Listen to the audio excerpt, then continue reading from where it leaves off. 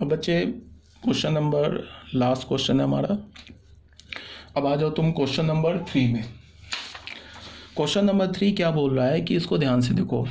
Late ये the equation, एक ये इक्वेशन दे रखा है मैट्रिक्स इक्वेशन। तो क्या बोल रहा है, has for y is equal to 0, y is equal to 0 पे हमें सेलेक्ट करना है क्या है, ये रैशनल रूट है, इरेशनल रूट है, इंटीग्रल रूट है। y इज इक्वल टू 1 पे हमें सेलेक्ट करना है कि क्या है इसमें, ये क्वेश्चन है। बहुत बच्चे ये ना ऑप्शन देख के घबरा जाते हैं कि पता नहीं ऑप्शन में क्या लिखा हुआ है, कैसे हम सॉल्व करेंगे, बट बहुत ईजी क्वेश्चन है। ठीक है, ये एक मैट्रिक्स इक्वेशन दे रखा है। तो फिर बोला है कि अगर तुमने y का वैल्यू 0 ले लिया तो कैसा रूट मिलेगा, रैशनल, इरेशनल, इंटीग्रल, कैसा रूट मिलेगा। तो देखो यहाँ पे हमने क्या किया कि पहले इस 3 मैट्रिक्स है ना, इसको लेफ्ट हैंड साइड में मल्टीप्लाई किया। मल्टीप्लाई करूँगा भी टाइम लगेगा, यहाँ पे मैंने ऑलरेडी मल्टीप्लाई कर रखा है, तो इसको मैं अब यूज़ कर लेता हूँ। यहाँ तक मल्टीप्लाई, ये तो मल्टीप्लिकेशन जानते होगे। तो हमें क्या मिला, ऐसे मिल गया 1 + 3x + 2x² + y - xy + y²। ये पूरा एक एलिमेंट है, क्योंकि यहाँ भी एक नल मैट्रिक्स है ना एक एलिमेंट का, तो ये हमें मिल गया। इसको हमने मल्टीप्लाई किया ना लेफ्ट हैंड साइड को, तो एक 1/1 ऑर्डर का मैट्रिक्स मिल गया। ये भी 1/1 ऑर्डर का मैट्रिक्स है।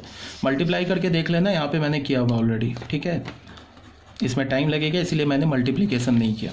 अब जब तुमने इसको इक्वेट किया तो क्या मिल जाएगा हमें, 2x² प्लस यहाँ से x कॉमन ले लिया तो क्या हो गया, ये 3 - y times x plus of, ये क्या हो गया, y² plus y plus 1 is equal to 0। ये क्या है बच्चे, ये एक क्वाड्रेटिक इनएक्स है, क्वाड्रेटिक इनएक्स है, x में क्वाड्रेटिक है। अब क्या बोल रहा है, इसको जरा सुनो ध्यान से। क्या बोल रहा है, y का वैल्यू 0 डालो। हमने क्या किया, for y is equal to 0, y का वैल्यू हमने 0 डाला तो हमें क्या मिल गया, 2x²। y 0 डालेंगे तो यहाँ क्या मिल जाएगा, 3x, यहाँ y 0 डालेंगे 1 = 0, ऐसा मिल गया।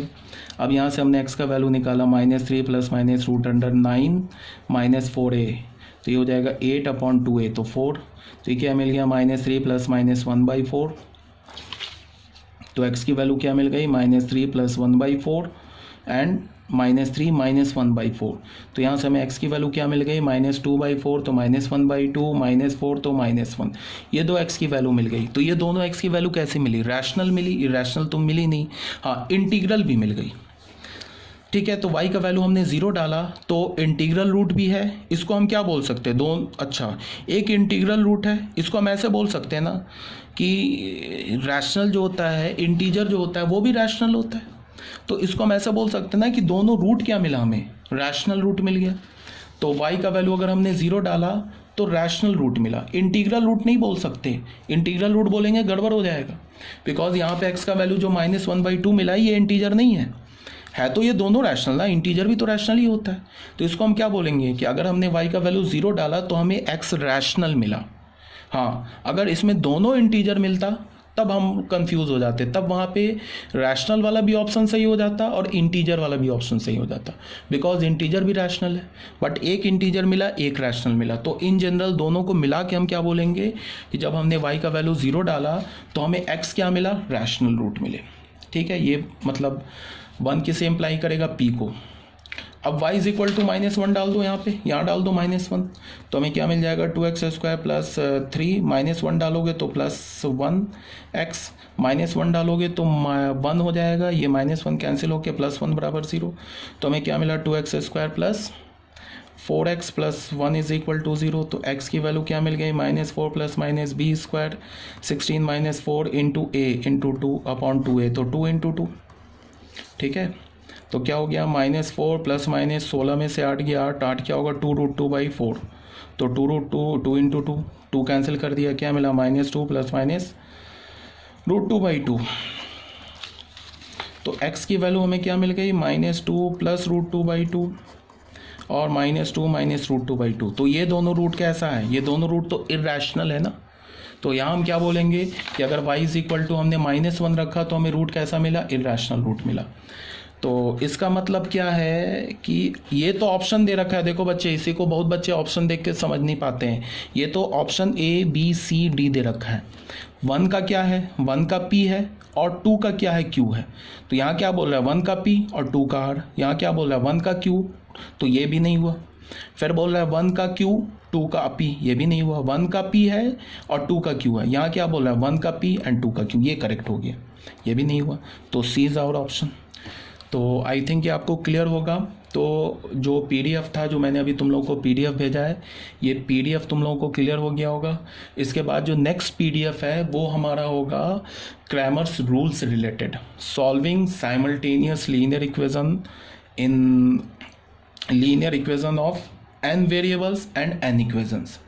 तो इसको हम कैसे डील करेंगे, मतलब क्या होगा कि 2 वेरिएबल होगा और 2 वेरिएबल होगा और 2 लीनियर इक्वेशन होगा। तो यहाँ से हम x का वैल्यू कैसे निकालेंगे, 3 वेरिएबल होगा और 3 लीनियर इक्वेशन होगा। तो फिर हम x y z का वैल्यू कैसे निकालेंगे, 4 वेरिएबल होगा, 4 लीनियर इक्वेशन होगा। तो फिर हम x y z w का वैल्यू कैसे निकालेंगे।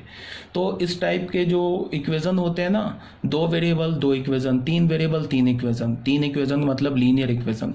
तो इसको हम क्रैमर्स रूल से निकालते हैं, ठीक है। तो इसको हम आगे पढ़ेंगे। और एक बात फिर मैं बता दूं कि क्रैमर्स रूल जो होगा उस पर एक क्वेश्चन जेईई मेंस में आएगा ही आएगा, अभी नोट करके लिख लेना।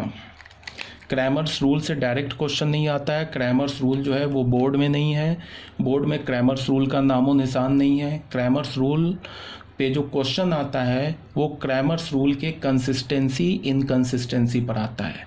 जैसे कि 3 इक्वेशन दे देगा और 3 वेरिएबल दे देगा, बोलेगा कि अगर ये इक्वेशन कंसिस्टेंट है तो बताओ कोई लैम्डा वैम्डा डाल देगा पैरामीटर, तो बोलेगा लैम्डा की वैल्यू क्या। ऐसे ही क्वेश्चन आते हैं और आएंगे ही आएंगे, इस बात को ध्यान में रखो, आना ही आना है। किसी भी तुम डिटर्मिनेंट का क्वेश्चन उठा लो, मतलब एक क्रैमर्स रूल पे तो होगा। ये एक्चुअली डिटर्मिनेंट का पार्ट है, बट हम लोग ऑन द होल जो पढ़ रहे हैं ना, उसमें मैट्रिक्स और डिटर्मिनेंट को हमने मिला रखा है। क्यों मिला रखा है, क्योंकि सेपरेट बिल्कुल पढ़ ही नहीं सकते हो। NCERT में सेपरेट करके दे रखा है।